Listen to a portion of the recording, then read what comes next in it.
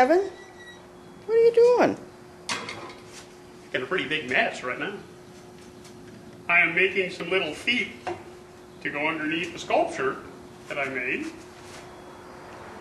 So I'm cutting out of this 1/4-inch piece of stainless these little donuts so they can sit on the base, and then I can take my sculpture. Let me show you. I can take my sculpture and just weld these little feet right onto the bottom of the base like that.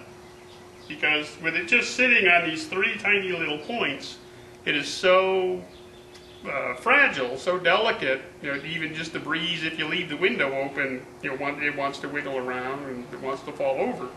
So I'll make these little pieces just to fit on the bottom, just make it a little bit more stable. But working with this stainless,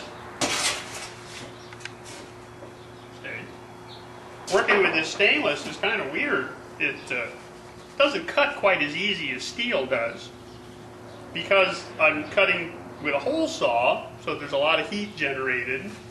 So what I've been doing is just going real slow, feeding it real slow down into the metal, and then I've just got motor oil in an oil can, and just keeping that groove flooded with oil, and just real easy easing it through so I don't overheat the bit or discolor the stainless.